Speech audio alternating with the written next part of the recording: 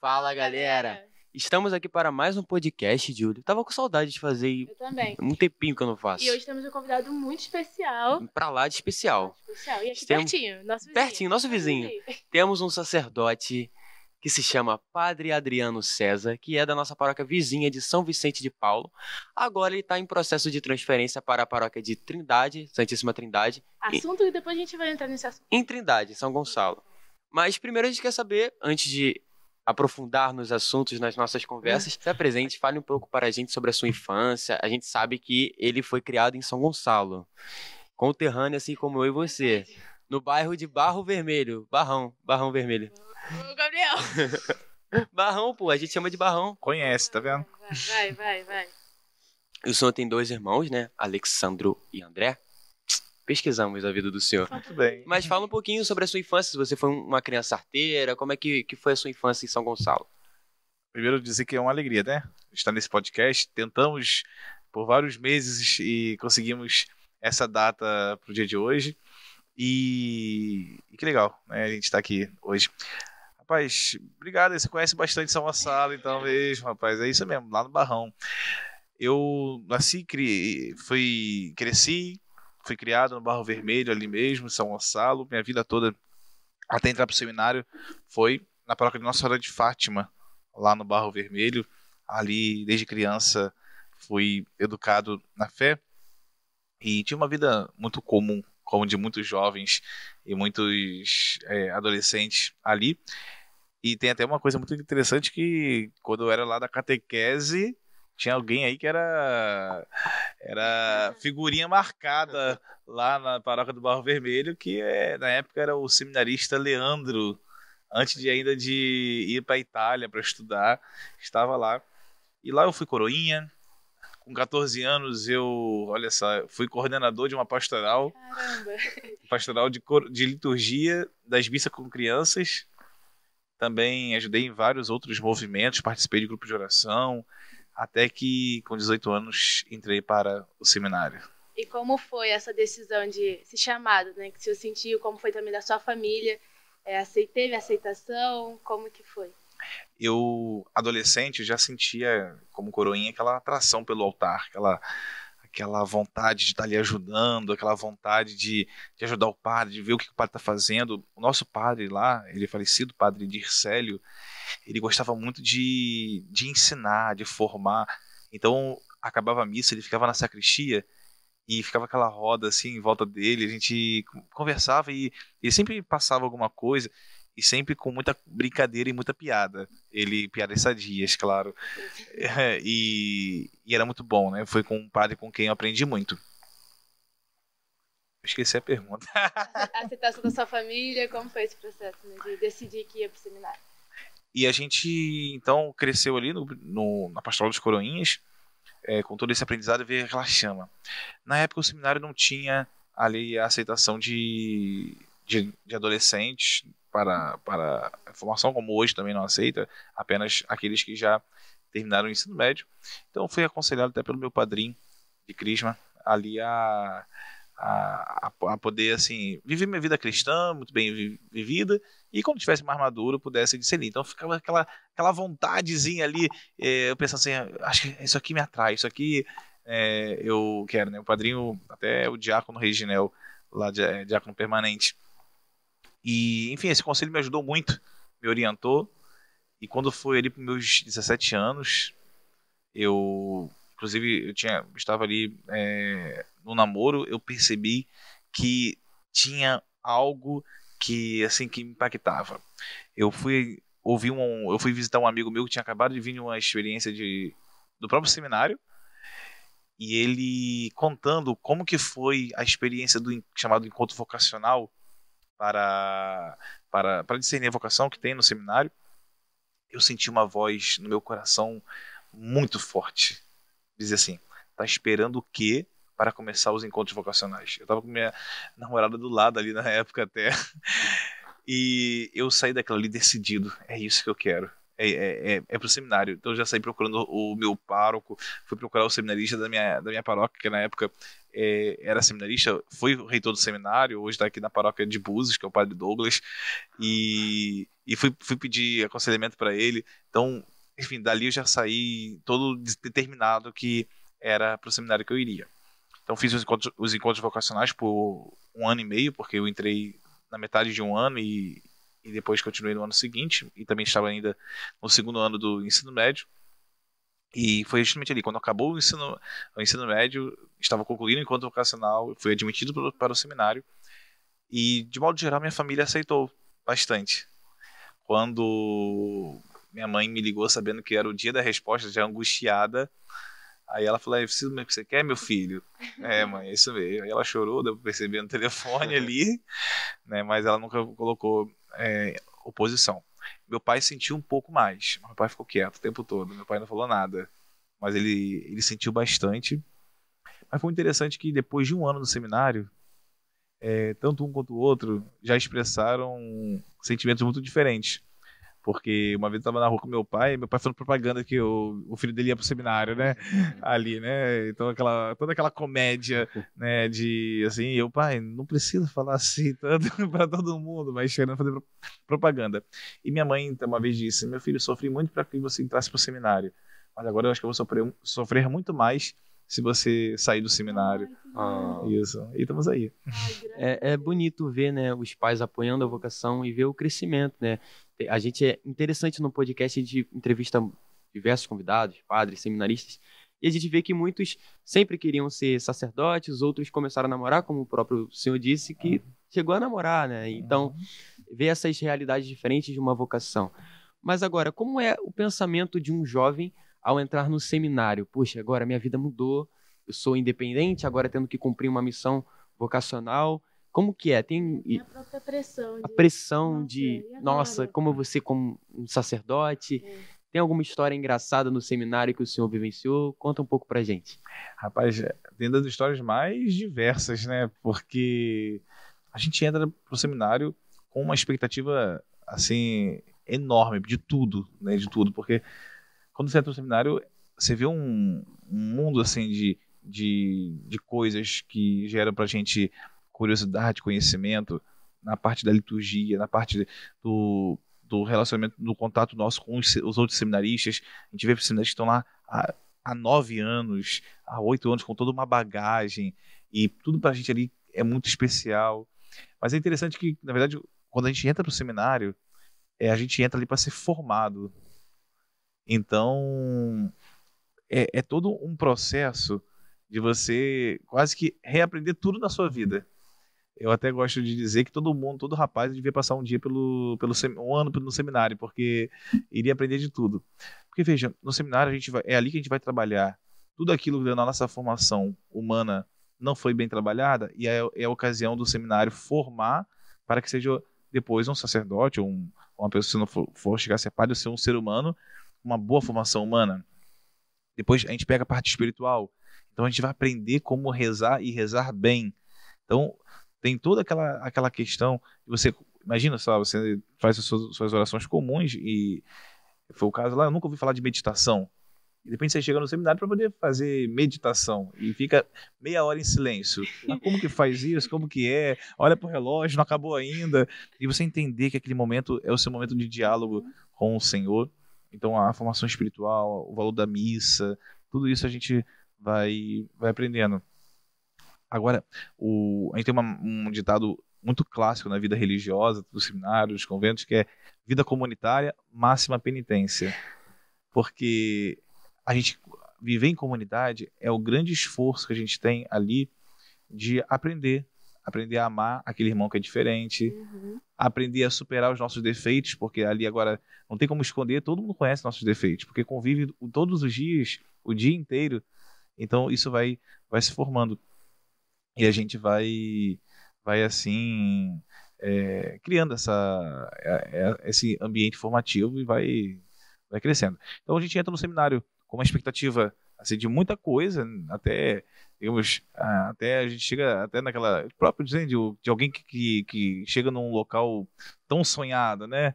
E aí com o tempo, claro, a gente vai vendo né, o que é a realidade do seminário, né, do dia a dia, e vai executando isso aí. E como foi, né, o sentimento de recém-ordenado, né? Como foi? Caraca, agora eu sou um padre. Que eu, né? Aquela coisa nova, porque passou esse tempo todo no seminário estudando, né? Se preparando para esse dia. E como foi esse dia que o senhor, caraca, agora eu realmente sou um padre? Olha, se tem uma coisa na minha ordenação que quase nenhum padre experimentou, foi a experiência de não chorar na ordenação. Eu não chorei. E sabe o que é interessante? Porque, assim, eu não vou programar o choro, né? Agora é minha hora de chorar. E o sentimento, sabe por que eu não veio o choro? Eu falei assim, eu me preparei a vida inteira pra isso aqui, né? E eu falei assim, não veio a emoção, porque veio assim, veio o sentimento. É isso.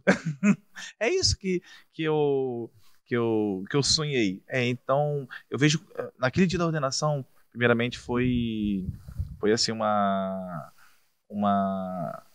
experiência de muita satisfação, sabe? Eu cheguei ali onde eu tanto desejei e fui. E quando começou a minha vida ministerial, olha, vou te falar que ali, digamos, eu tinha aquele desejo assim, de me doar ao máximo. Eu digo para vocês que teve alguns momentos que foram muito marcantes na vida, no início assim, do meu ministério. Um primeiro, e quem estava nesses episódios que eu vou contar dão grandes testemunhos, né? Foi quando eu era diácono ainda, não era nem sacerdote.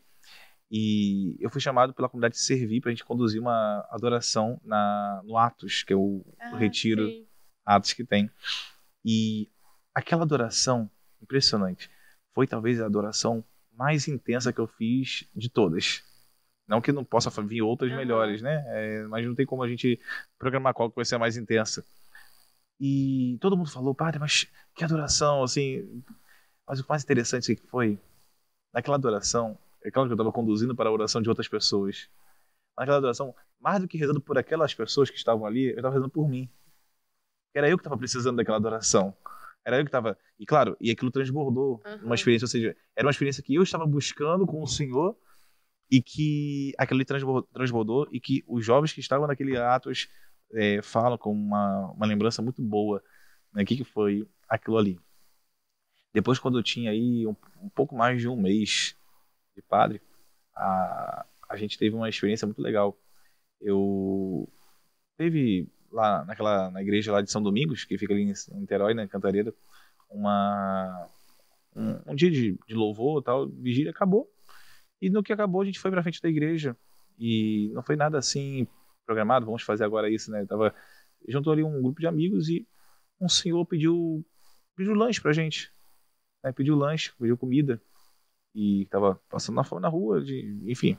A gente conseguiu lá um lanche pra ele e deu. E ele começou a contar a história dele. Né? Que ele era de igreja. Ele tava um pouco alcoolizado, isso é verdade. Mas que ele era de igreja e tal. E que ele queria cantar com a gente alguns louvores. E ele começou a cantar. Ele começou a cantar aquelas músicas. Ele quis fazer a oração do creio. E aquilo ali gerou uma roda. Daquele louvor, daquela oração, começaram a juntar mais pessoas. Nossa, que lindo. Mais pessoas. E passavam pessoas alcoolizadas, pessoas... Até uma pessoa ali que estava destinada a programa de prostituição. E tinha um grande grupo de jovens da igreja, né, que a gente tinha um vínculo de amizade, e aquilo foi algo que durou ainda até quase 2 da manhã. E que, digo para vocês, não foi algo que... Não foi programado. Não foi programado, a gente não foi ali para rezar, nós estávamos numa roda de amigos conversando, e aquele homem, que era mendigo, né, que era, enfim, só foi pedir pra gente algo para comer. Ele pediu pra gente para cantar e da canção dele, da oração dele, e a oração dele foi o creio. Ele não quis rezar outra oração, eu creio. Aquilo lhe gerou uma corrente de oração e que foi uma experiência marcante. Olha só, né? Por conta dele, a iniciativa dele, olha quantas pessoas podem ter sido alcançadas naquela noite, né? Isso é muito bonito. Qual foi a primeira paróquia assim que o senhor foi depois de ter sido ordenado? Quando eu me ordenei padre, eu estava na paróquia de São João Batista, na Praça Cruzeiro, e fiquei ali ainda mais um mês e meio naquela paróquia, e houve uma transição do pároco da Engenhoca, que era o padre Pedro, para a paróquia de Rio Bonito, que até hoje ele está lá. Só que o padre que substituiria ele não estava disponível para logo vir. E na verdade Dom José não tinha ainda nem escolhido, não tinha nem ainda anunciado. Então o bispo pediu que eu ficasse naquela paróquia pelo tempo de cobertura entre um padre e outro, que foi o tempo de 48 dias, um mês e meio. E foi muito interessante porque ali eu não fiquei simplesmente na paróquia por um mês e meio, com, digamos, um tempo comum, foi um tempo de festa.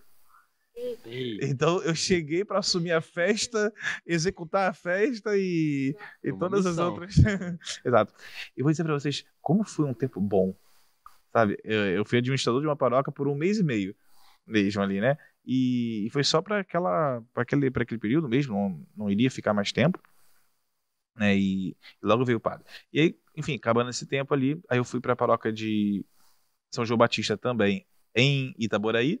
Fui vigário lá, e quando foi em fevereiro de 2018 eu assumi a paróquia de São Vicente de Paulo, onde estou e estarei até final de janeiro.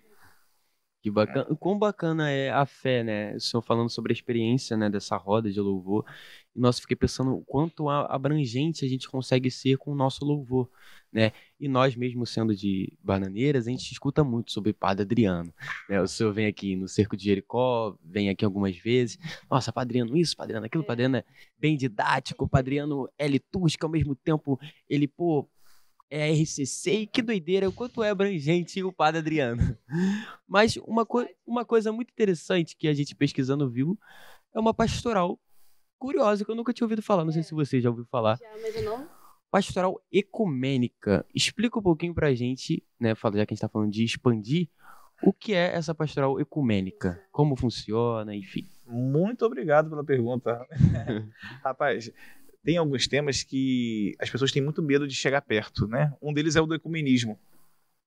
Assim, pois é, grosso modo, o ecumenismo é o trabalho da igreja pela unidade dos cristãos.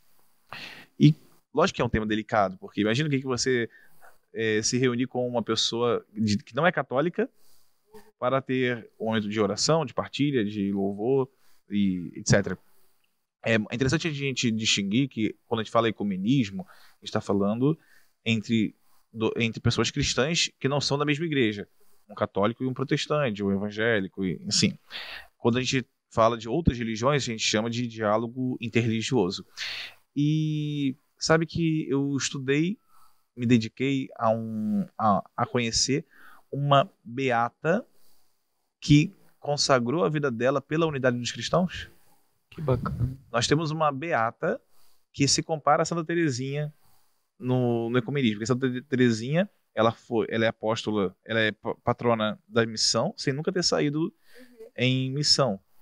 E a beata Maria Gabriela da Unidade, ou Beata Maria Gabriela Saguedo, ela foi uma monja trapista, viveu no mosteiro chamado Trapa, e ela nunca saiu dali para fazer um contato com pessoas de outras religiões. Mas da Trapa, ela ela consagrou a vida dela pela unidade dos cristãos. E então ela ofereceu a Deus que Deus podia fazer o que quisesse com ela para que ela sofresse em favor da unidade dos cristãos. Com isso ela ganhou a tuberculose e Deus, assim, no dia que ela se consagrou, ela contraiu a tuberculose e ela poderia ter sido curada da tuberculose pela ciência, fez todos os medicamentos e nada fazia efeito nela. E ela sofreu e assim foi reconhecida como uma vítima da unidade dos cristãos. Isso tudo para dizer o seguinte: todos nós temos o dever de trabalhar pela unidade dos cristãos.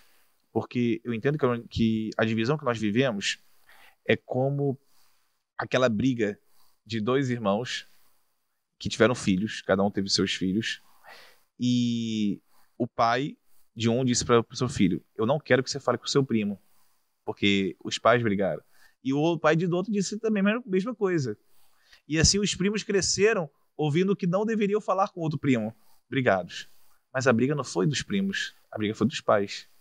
Nós somos como esses primos que os pais brigaram. Nós não somos culpados da divisão, mas nós somos, aqui sim, seremos cobrados por Deus pelo quanto fazemos para diminuir essa divisão. Então, em resumo, o trabalho da Pastoral Ecumênica é o trabalho que a gente está desenvolvendo na Arquidiocese para promover formação, estudo, capacitação, para depois nós promovermos também, quem sabe, encontros em que nós possamos exercer aqui o nosso apostolado, nosso esforço em diminuir a divisão dos cristãos que estão separados. Se nós veremos isso acontecer nesse tempo, não sabemos, mas nós podemos colaborar para que algum dia isso aconteça. Nossa, se Deus quiser, isso é muito, eu não conhecia. E, cara, isso é realmente importante, né? Ainda mais que a gente está passando por um momento no mundo muito divisor, né? De muita guerra, muita briga, assim, né? Por coisas que não valem a pena. E é muito legal ver que tem pessoas dentro da nossa igreja que buscam, que lutam, que incentivam, né, essa unidade, porque a gente sabe a importância que tem, né, dos cristãos terem essa união. É muito bacana. E... Vai, Gabriel. Falando de unidade, a gente fala muito sobre a importância dos jovens, né? O senhor falou, não sei em que momento, em qual geração iremos ver essa união, porque o ecumenismo se trata disso, de dialogar para um bem comum, né? Porque nós, sendo cristãos, nós lutamos pelo mesmo direito de exercer a nossa vida perante a Deus, né? Então, os jovens têm esse papel importante na nossa igreja, porque nós somos o futuro, o presente e o futuro. E o senhor tem um contato a mais com os jovens, a gente percebe isso. O senhor deu uma palestra no DNJ em 2021. A gente queria que o senhor contasse um pouquinho.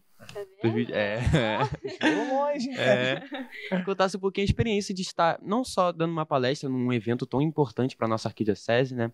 Mas estar em contato com o jovem na nossa igreja. Quanto é importante isso para o senhor no seu ministério?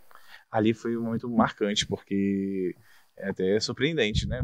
Eu recebi esse convite, fui muito feliz. Infelizmente, aquele DNJ foi online, né? É verdade. Não tinha pouquíssimas pessoas presentes no local. E foi ali uma experiência muito bacana. A gente assim, acompanha, de modo geral, assim, já a juventude, não só em grupos, né? A gente acompanha a juventude porque chega. E eu penso assim que o jovem, eu compreendo que o jovem, ele tem uma inspiração assim, muito explosiva e que é uma capacidade de talvez alcançar metas com uma velocidade muito grande. E que, claro, essas metas também às vezes podem se desviar, podem se perder. E aí que vem o papel, acho que, do sacerdote estar ali. Porque é o sacerdote que pode ajudar. Olha, cuidado com isso aqui. Não tenha não tenha responsabilidade de fazer isso, fazer aquilo outro. Uma vez eu ouvi assim, que geralmente nas fases de idade é assim: o jovem é aquele que tem as milhões de imaginações e pensamentos. O adulto é aquilo que corta tudo que o jovem pensa em fazer. E depois a pessoa mais anciã, mais velha, ela é aquela pessoa que vai dar o equilíbrio. Bom, eu espero que eu não precise chegar até lá, né, nessa idade. Mas é importante que a gente, que já passou por isso, quando eu era jovem, antes de estar no seminário, eu caçava tudo quanto é retiro, tudo quanto é encontro, tudo quanto é louvor, né? A gente não falou disso não, né? Eu tô indo pra Paróquia da Trindade. Paróquia da Trindade, quando eu era jovem, bombava. Verdade. Bombava de evento, então assim... E lá é grande, ó. Então assim, eu com meus amigos, a gente tava caçando isso aí o tempo inteiro. E a gente que queria ter essa oportunidade ali. Só que às vezes a gente também encontrava algumas barreiras, né? Encontrava algumas coisas. Sem contar também que às vezes os jovens têm a sua dificuldade de compreender aquilo que passa, os seus universos, suas dificuldades. Então, primeiramente, o que eu penso, né? Nesse universo jovem, mas a primeira coisa importante é a presença. Primeiramente, é a presença. Tá ali para poder incentivar, né, vendo jovens como vocês aqui fazendo isso aqui, né, incentivar para que façam, para que leve isso mais para frente, para que desenvolva isso, ter uma qualidade aqui, valorizar isso, depois conseguir estar ali pronto para alertar os perigos, para poder apoiar quando passarem por dificuldades, por desafios, formar também para para que aquilo ali não seja só fogo de palha, como às vezes a gente costuma dizer, mas que seja uma coisa consistente, uma coisa sólida. Enfim, eu acho que esse tipo de presença aqui, né, é a presença que o jovem precisa, porque ele vai executar, mas ele sabe que tem alguém ali por trás dele, dando o suporte, dando o apoio. Ele não está sozinho, ele pode ir, né? Então, eu acho que é isso que a gente tenta executar, com a juventude, né? Não executar no nome dele, deixa que ele faça, o jovem faça, para estar ali, para ajudar a não ir para o lugar errado e também para apoiar, para que qualquer coisa que possa ter dificuldade, não, eu estou aqui para te apoiar. E a gente, como jovem, a gente sabe que esse apoio é importante, né? Porque às vezes a gente que faz tanta coisa, aí precisa, a gente vai. Tudo que tem, chama os jovens para, né, prestar esse apoio. E é muito bom, às vezes, ver que a gente está ali na linha de frente, mas tem alguém ali atrás, seja na intercessão, né, no apoio, às vezes fazendo um almoço. Porque às vezes a gente, dia de... Nossa, que aí a gente Semana fica, Santa, manhã, festa. aí vai, direto. E às vezes assim, não, a gente vai fazer um almoço para os jovens. Aquele macarrão com salsicha, que é o de o lei. prato daqui. É o nosso almoço. E sabe o quanto isso ajuda? Porque às vezes a gente vê, caraca, não, tá valendo a pena, olha só. Quantas pessoas às vezes chegam para falar, nossa, a Via Sacra tocou muito. No trabalho que a gente faz e que ajuda de alguma forma, toca. E é muito legal ter esse apoio vindo, né, por parte dos padres, das famílias, né, das outras pastorais, porque às vezes a gente fica meio... Jovem já é uma coisa meio complicada, né? E aí, quando a gente vê que não tá sozinho, que tem, né, esse suporte, dá aquele... calma, vamos. E é legal também, Julie, que você fala isso, porque até eu usar a imagem dos pássaros, né, de modo geral, a mãe ali, a procriadora ali, o passarinho, os pássaros, de modo geral, realmente quando os filhotes nascem, ela precisa meio que abanar as asas ali para poder ensinar os seus filhotes a voarem. E às vezes nosso papel também, sabe, é perceber que eu vejo que aquele jovem ele tem potencial para pregar. Então eu vou lá, mas eu não sei pregar. Vai. Eu vou te ajudar. Vem aqui, senta aqui, faz assim, assim, assim.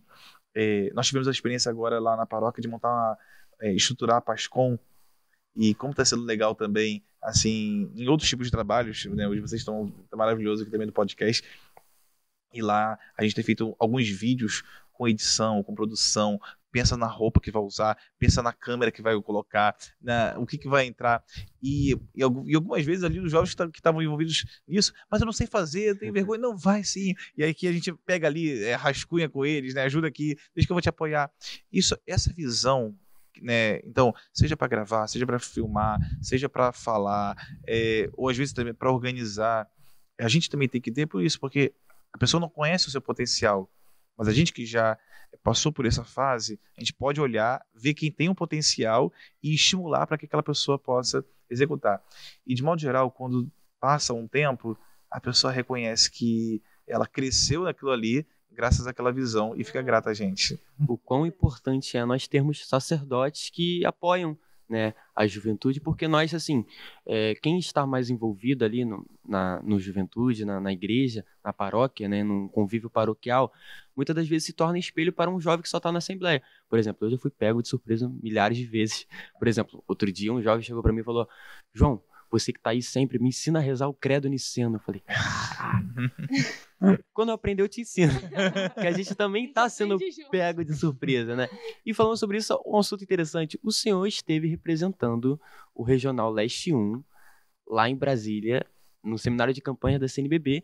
E o senhor teve a oportunidade de ver, né, de primeira mão, o nosso Missal Romano novo, terceira edição.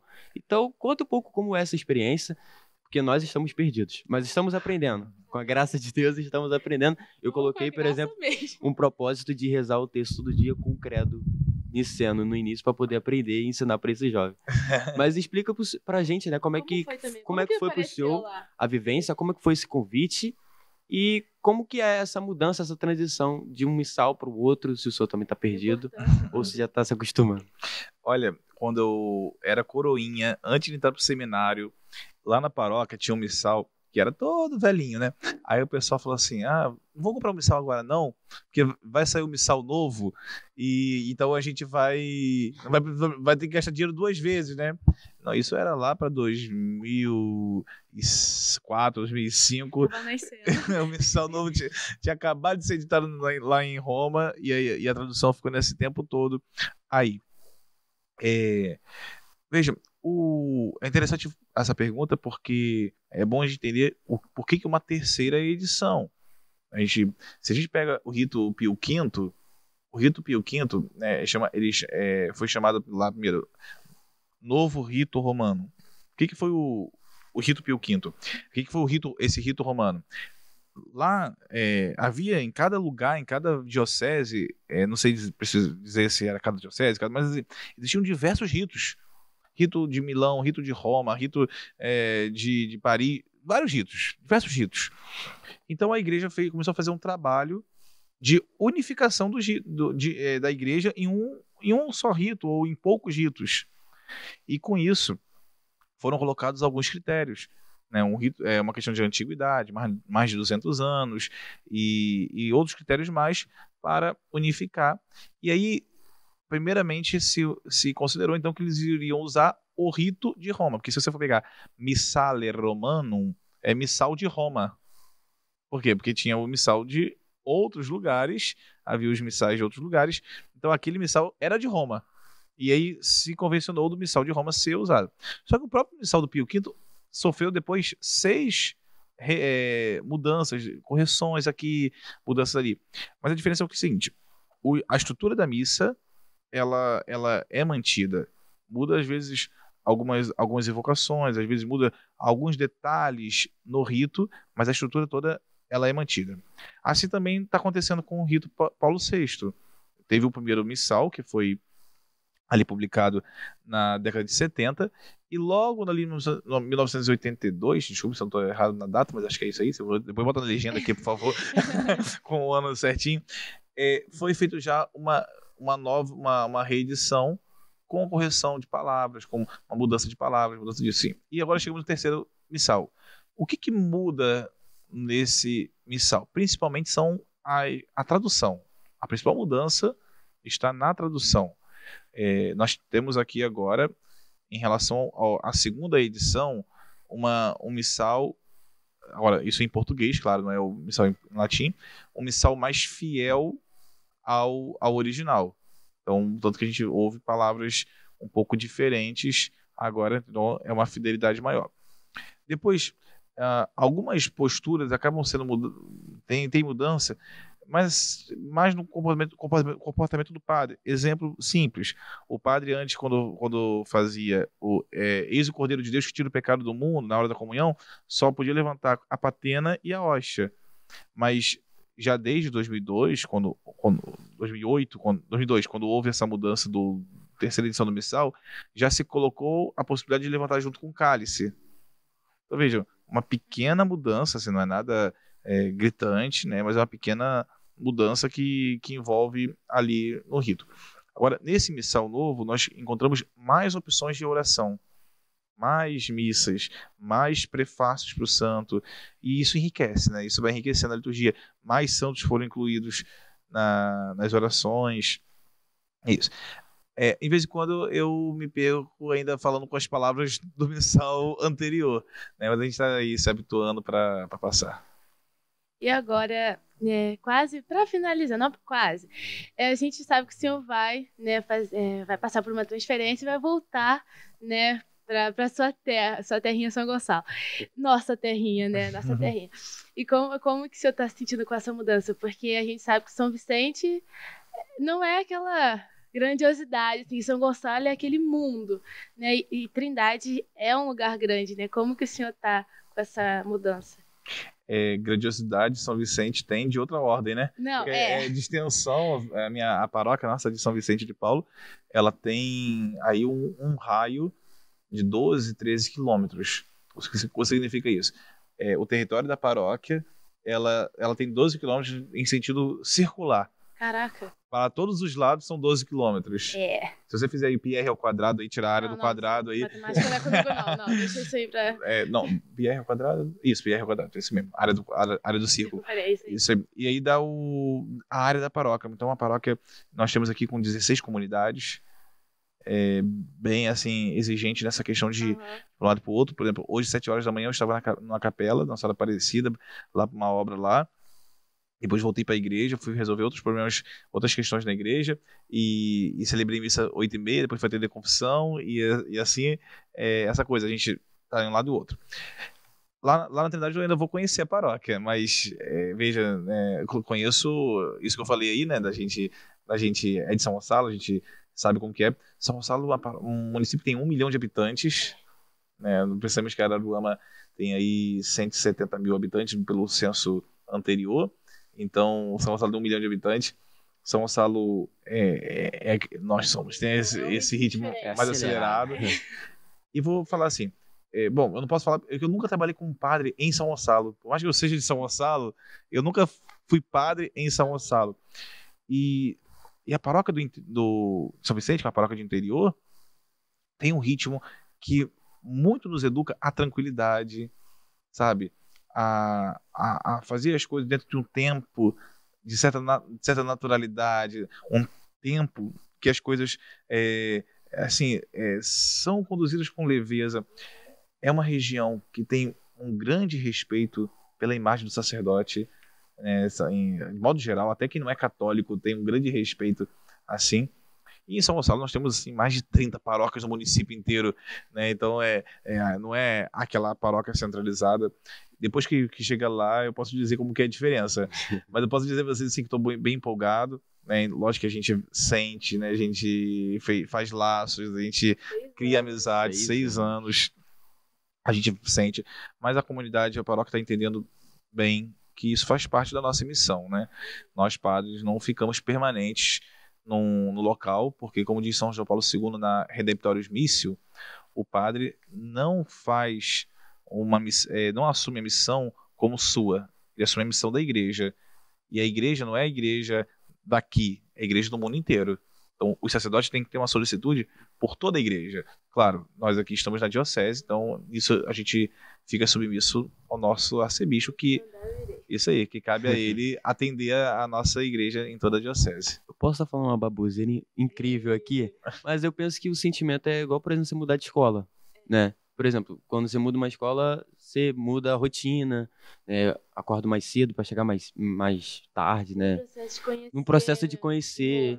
Como é que é? Muda a rotina de um padre, o padre, sei lá, acorda tal horário, passa a acordar mais cedo para fazer as coisas com mais rapidez, acostumar também. Prepara a homilia e atende confissão. Como é que funciona essa transição? Veja, a gente depende muito realmente do ritmo da paróquia. Às vezes você tem uma paróquia de centro de cidade que tem, às vezes, uma atividade muito mais intensa no horário comercial. E aí você tem uma outra paróquia, que é uma paróquia mais de local de bairro dormitório, que tem mais atividade à noite. Lá em São Vicente, a nossa rotina de missas durante a semana é segunda-feira de manhã, terça à noite, quarta de manhã, quarta à noite, quinta de noite e sexta de manhã, sexta à noite. E rotina de missas. Fora aí os atendimentos, fora outras coisas. Isso dividindo matriz e capela, naturalmente. Nós temos o Padre André há 2 anos lá como vigário. Então, sábado são 3 missas dividindo entre a gente e domingo são 5 missas também divididas entre nós dois. Mas se não fosse isso, seriam 2 no sábado e 3 ou 4 no domingo, só que naquela correria, naquela maratona. Eu já dei uma conferida lá no site da Paróquia da Trindade, se não mudou, mas parece que as missas durante a semana são sempre à noite, que é muito comum isso nas paróquias do município de São Gonçalo, sempre à noite. No sábado, salvo engano, são 2 missas e no domingo 3, sendo que uma no sábado e no domingo nas 2 capelas que tem, Santa Terezinha e Santa Rita de Cássia. Então, isso aqui já demonstra uma mudança de ritmo. Veja, as missas durante a semana são sempre à noite. Eu não sei como que lá são os atendimentos, mas possivelmente os atendimentos lá devem ter uma quantidade diferente de pessoas do que tem aqui. Não sei como que é o ritmo das pastorais, mas nisso vem. Mas o que tem de diferente, acho que no primeiro momento ali, é que a gente vai como uma pessoa que é desconhecida da maioria, e a maioria das pessoas lá também é desconhecida de mim, são desconhecidas minhas. Então todo aquele processo de conhecer a cada um. Né? Então, lá João, lá filho de fulana e ciclano, né? Julie, e assim a gente vai conhecer, trabalha na Pascom, são coroinhas, tô inventando aqui, né? e fazem isso aqui mais, chegaram na paróquia há pouco tempo, chegaram há muito tempo, e nesse processo do conhecer. Depois também a gente entender um pouco a história da paróquia, né? Entender assim, aquilo que a paróquia tem de mais assim relevante, aquilo que impulsiona a espiritualidade da paróquia, a vida da paróquia, as marcas importantes, né, da paróquia, porque aí a gente vai entrar na história dali para continuar, né, aquilo que está sendo feito já há um bom tempo. Deixa uma curiosidade que eu tenho, uma pergunta minha. O senhor tem alguma coisa que almeja ainda ser feita como padre ou como pessoa que assim, olha, caraca, não, eu quero muito fazer isso, é um sonho meu que ainda passa na sua cabeça que o senhor pretende? Então, eu concluí esse ano o mestrado, né, um projeto meu para em breve eu começar o doutorado. Em quê? Em teologia. Meu mestrado, meu mestrado foi sobre a salvação dos não cristãos a partir da Dominus Iesus e São Justino de Roma. Foi um assunto mais sofisticado, mais para cima. Mas em resumo, o meu mestrado foi sobre como que uma pessoa que não é batizada pode ser salva, uma vez que Jesus disse que quem crê e for batizado será salvo, quem não for batizado será condenado. Eita. Caraca! Responde aí, Julie. Tô brincando. É claro que Jesus falou isso. Isso aí. Acompanhe, tá? Volume 2. E aí a gente assim, trabalhou muito isso, foi bem legal assim, trabalhar. Mas só para dar uma dicasinha, São Justino de Roma que desenvolveu bastante a ideia da semente do verbo, que todos nós nascemos com uma semente de Cristo. Então, mesmo uma pessoa que não é batizada tem aquela semente de Cristo. E a partir daquela semente de Cristo ali, a pessoa pode, de repente, conquistar a salvação. Né? Até porque quem não é batizado sabe o que é errado e o que é certo, né? O que é o bem e o mal. Mas nem todo mundo conheceu a pregação do Evangelho. E essa pessoa não tem culpa. 5 horas de podcast. É muito complexo. Vamos deixar isso para outro assunto. Tá certo. Agora a gente vai fazer uma brincadeira. Que é de costume do nosso podcast, que é o nosso bate-bola. Não tem nenhuma bola aqui pra gente jogar, mas só um jogo de perguntas rápidos para o senhor, pra gente conhecer um pouquinho mais do senhor. Então a gente pergunta, o senhor responde. Santo ou santos de devoção? Rapaz, vamos começar com os do meu estudo? Tem que ser rápido mesmo? Pode. Beata Maria Gabriela da Unidade, São Justino de Roma, São Vicente de Paulo entrou na minha vida, me conquistou, Santa Rita de Cássia. Eu tô apaixonado porque 2 santos que eu amo de paixão tem capelas na paróquia para onde eu vou, Santa Rita de Cássia e Santa Teresinha do Menino Jesus. E não tem como também faltar São José e São João Maria Vianney. Esporte preferido? Preferido basquete. Time? Flamengo. Música, tipo de música, banda? Rapaz, eu gosto de tudo, rapaz. Meu Spotify lá quando pega. ele fica até doido ali. Mas se você for botar aí. Rapaz, é difícil pra mim assim, porque depende do momento, né? Adele. Legião Urbana, botando um pouco clássico aí, né? Gosto muito do Vila Lobos da clássica, gosto muito de bar, enfim, por aí vai. Bem eclético. Exato, vai de uma ponta a outra. Comida preferida? Rapaz, camarão escondidinho em carne seca. Fica a dica aí, galera de Trindade, quiser acolher o Padre Adriano. Aí, ó. O que o senhor mais gosta de fazer nos dias de folga? Dias de folga que eu mais gosto de fazer. Se tiver um sol, a praia é bem-vinda. Se for uma manhã bem cedo, pedalar. Ou às vezes também ficar em casa. É bom, às vezes é bom. O que eu gosto de fazer pra relaxar? Um hobby, algo do tipo? Eu gosto muito de ficar com os amigos, né? Assim, e amigos aqui podem ser amigos da paróquia, amigos de fora da paróquia.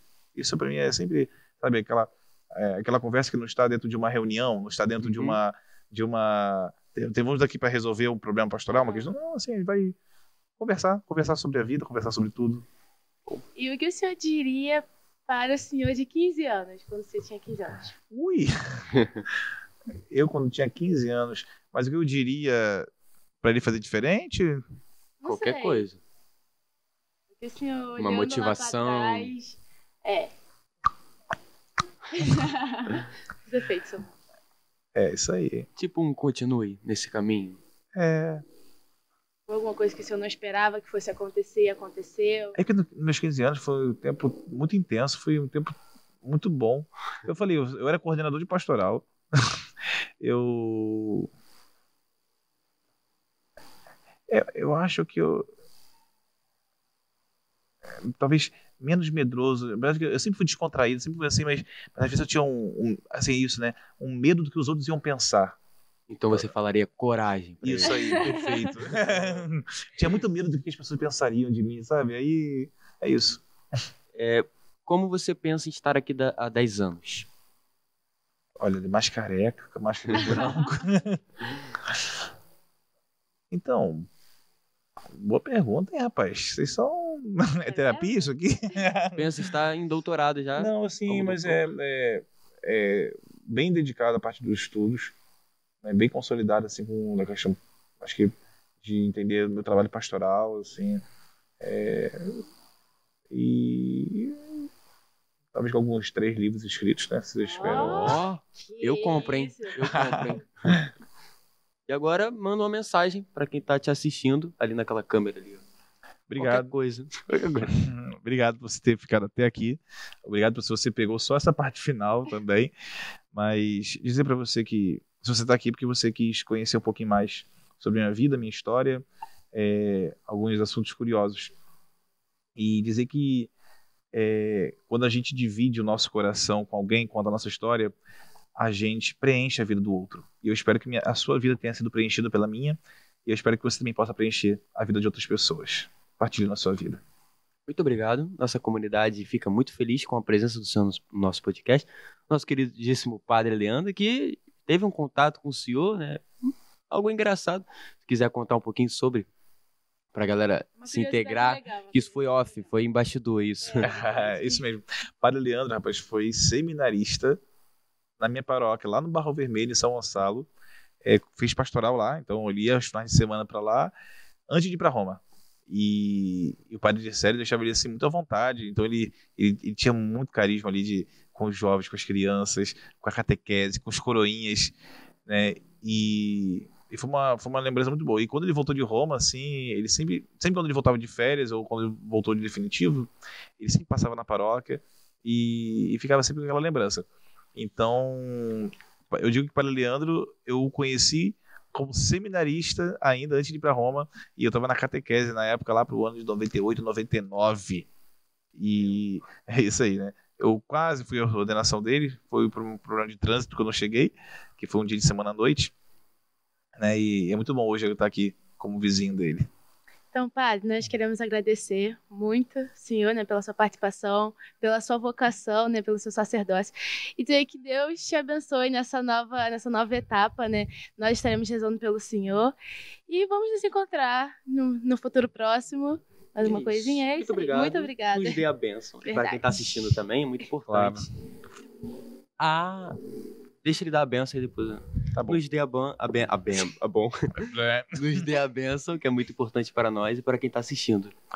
Agradecer a toda a Pascom aqui da paróquia Nossa Senhora Aparecida, para Leandro, parabenizar vocês, tá bom, por esse trabalho muito bonito, e agradecer também a todo mundo que se dedica também assistindo, porque são importantes para que esse trabalho continue, de cabeça possa recair sobre todos, e assim Deus possa fecundar nossa vida de graças. O Senhor esteja convosco. Ele está no meio de nós. Desça sobre vós a bênção do Deus Todo-Poderoso, Pai e Filho e Espírito Santo. Amém. Muito obrigado para quem está assistindo. Obrigado aos nossos patrocinadores.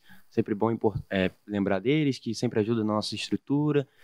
Diginconte, Serviços Contábeis, Bazar do Moreira e Toninho Materiais de Construção. Muito obrigado a vocês que estão assistindo e todos por nos apoiarem nesse podcast.